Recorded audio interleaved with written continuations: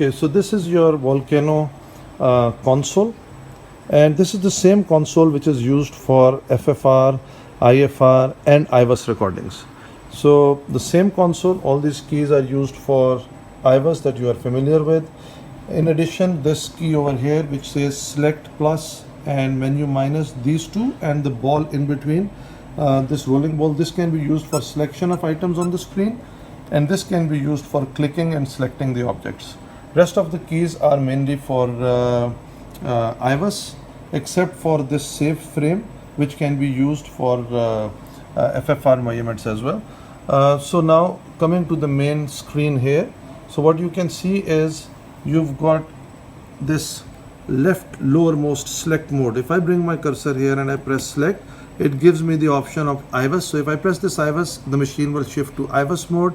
If I leave it like this, it will stay on the FFR mode. So right now there is no FFR wire connected to the console, otherwise these things would all light up. So now if you look at the bottom panel, what you have is settings, patient, then FFR and IFR. So the first thing you need to do is, on top of this is system, pressure, service and factory. So these are the options that you see on the bottommost panel. So if you want to go onto the settings, go onto the pressure. This is what you are mainly concerned with. In pressure, you've got the first box here which says physio monitor, and this is 0 PA. So if you want to do zeroing of your aortic pressure, which is through your guide catheter, you come onto this option and you click this and it will zero the aortic pressure. And if you go on to this distal input 0 PD, PD is the pressure that is coming from your wire sensor. So you can even do zeroing of your of the wire from here. So there are two options: either you disconnect and reconnect your wire to the main console, which is this console here. So you have your wire has to go into this. So either you reconnect your wire into this console, or you leave the wire connected and you just press this 0 PD here and it will get zeroing. The other options here are number of beats over which you want the calculation. So we've kept it at 5, which is fine. If you are going to do intracoronary injections with adenosine, you can even reduce this to 3 if you want, so that you get a quick response. Otherwise, with IV infusion of adenosine, this is okay to keep it at 5 beats. And similarly for IFR, 5 beats is fine. Then cycle detection, so this is where the ECG, so either peak pressure, this is what you want to detect, or R wave, so we keep it at R wave. And then you have an option of gradient. So how do you want it? You want the mean gradient or you want the peak gradient? So we want the mean gradient. Service and factory settings you are not much concerned with, so you don't do anything with that. System, usually you don't need to do anything with the system as well. Okay, so now we are going to open a patient. So this is a case. So all you have to do is, you see these options down here. These are the options that are available. So once the patient is connected with the machine, you need to make sure that the ECG is stable, because you know that IFR needs a stable, good ECG waveform. So once this waveform is correct, just come to the IFR. You've selected IFR here, and then you have to press record, and after 5 beats it will automatically give you an IFR number. So in this case it is 0.85, which is significant. Now if we want to simply switch to FFR mode, all we have to do is select FFR over here and press the FFR button, and you've gone to the FFR mode. So now when you do the record, when you press the record button, it will automatically calculate the FFR. So in this case it has shown that FFR is 0.69, so it is again significant. So now you need to analyze this waveform. Don't just rely on this number here. So look at the waveform. You need to be sure that you have a correct waveform. So what you need to do is, you see this plus sign here, go on to this cursor and plus, enlarge this, and now you can see a very good waveform. You've got a proper aortic waveform with an aortic notch, dicrotic notch is visible. So aortic waveform is not damped or ventricularized, that is good. And then you can see that the PD, or the waveform coming from the wire sensor, is properly ventricularized. There is no dichrotic notch in it. It is in a U shape, so you can see that the aortic waveform is in V shape, and the dichrotic notch, this aortic waveform is in a V shape, and then this one is in proper U shape. So this is a classic shape that you need to see if you've got a good waveform. So first make sure that this waveform is correct. Once you've done this, then you need to be sure where your FFR has been calculated. Okay, so now if we want to change the FFR position, we think there is a VPC in the ECG and the machine has calculated it as the lowest FFR value, and it is calculating FFR at this point or at an artifact, and you want to manually relocate FFR. So what you need to do is select this, move this. For example, you say, okay, this is where I want, this is the waveform where I want machine to calculate FFR. This is the correct location looking at the PDPA. So you say, okay, go to options. Now you've got here relocate FFR. So press that, relocate. It is asking you, do you want to take it to the new bookmark that you've placed, the blue line? This blue line that you've placed right here, do you want it to be calculated here? You say yes. So the machine will automatically now say yes, yes, and the FFR has changed its position and it has come onto that blue line, and now you have an FFR of 0.69.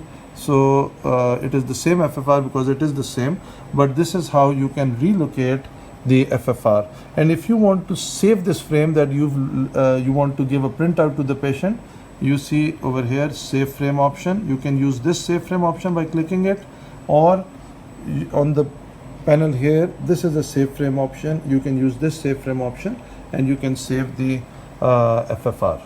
Now if you have a FFR recording which looks like this, which means it's a long recording, so and you want to study this, again you have to go on to this plus button. It will keep on enlarging till you get a good waveform at which you can study. And then now that you want to see the other part of the waveform as well, which has disappeared, so there is this button here which we have not used so far. So just select this button and now you can move the whole thing wherever you want to, wherever it has been calculated as the FFR. So you can move this button to study the whole, and if you want to see the whole as the whole FFR reading as 1, so you can just keep on pressing minus, and that is your whole FFR reading that you've done. So this is the FFR wire and this is how it comes. So the first thing we will do is there are steps written on it. So this is step 1. If you can see here, it says flush. This is step 2, which you open and take the wire out, and then this is step 3, after which this thing will come out. So the first thing we will do is flush. So we take a syringe of saline. This is your port. Without opening anything, we will flush and this will come out over here. Okay, so step 2 is we open this. I'm going to take this out, open the wire, and then I'm going to hand this over to my technician. इसको अंदर click करना. Okay, so that's clicked. Now this is, you want to put it here. So this says wait for zeroing. So wait for zeroing, it is getting zeroed, and wire zeroed, ready to insert. Now the wire has been zeroed. Now we go on to step 3, which is we open this here. So this is volcano system that we are using, and then this is how it comes. We take this out. So you can see this is very sensitive, so make sure the wire doesn't come out, otherwise it's difficult to fix it back. So keep it here, and then we take out the remaining wire out of this, and this can go back, please. So this is the wire, and at the distal tip here, that's the sensor with which we see which records the pressure. So what we will do is we will shape the wire for going into the LED. Our target here is LED. Just going to shape it accordingly. Okay, that's enough. And then we want to insert the wire in.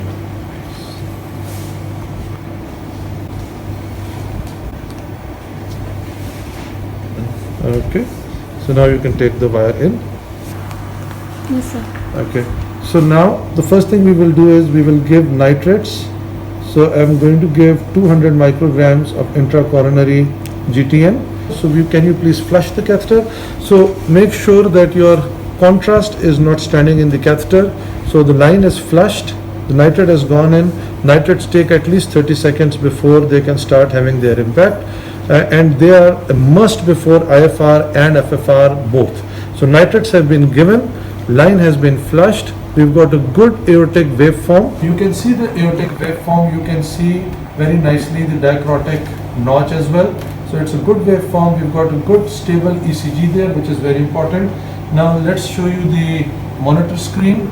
So our wire is just out of the catheter and it is ready for normalization. So the black tip has to come just out of the catheter. The thing we will do is, before we do normalization, we will move the torquer back, and this introducer has to come out. So I will take the introducer out so that normalization is done with the introducer out, and then further recordings will also be done with the introducer out. If the introducer by chance remains inside during normalization, then even during recording of the FFR, IFR, we have to keep the introducer in. Okay? Okay, so now we need to start the normalization. So the wire is just out of the catheter. Press this normalization button, please. So you can see the PDPA is 0.93. The waveforms are not superimposed.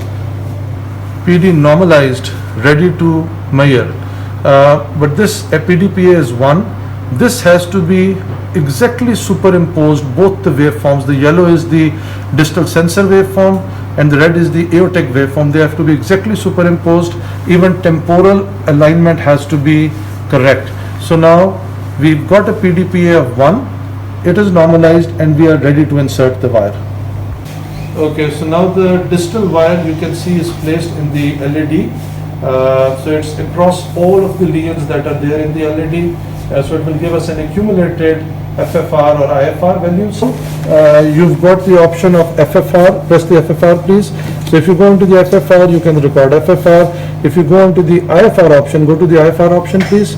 So you've got the IFR option here. And now let's go to record. Press record, please. So it's going to record now. After 5 beats, it's going to give us an IFR value.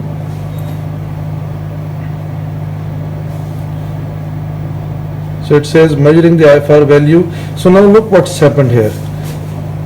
IFR, it did not record. Why it did not record? So look, there is no stable ECG signal on the machine. So when you don't have a stable ECG signal, you cannot record IFR. Otherwise the system is the same. The moment we stabilize the ECG, in 5 beats, it's going to give us an IFR value. So now, and all you have to do was press this record button and you would have got the number. Okay, so now we're going to start adenosine and we're going to start recording the FFR of this patient. Okay, madam, come on to the console, please. So here we can see that's the FFR, that's PDPA, and now we don't need the ECG. The signal is unstable, it does not matter. So we have to see what happens when the adenosine goes in, and then we will see the gradient coming in. See the gradient coming in. So you can see that this yellow has started going down and it is now getting ventriculized, and you can see the FFR number coming up here. Adenosine infusion is going on. So usually we give it for 2 to 4 minutes and we get the result. So let's see what the result comes. So how many minutes now? So it's about 1.5 minutes to 2 minutes. So we will wait. Your hyperemia has to be stable.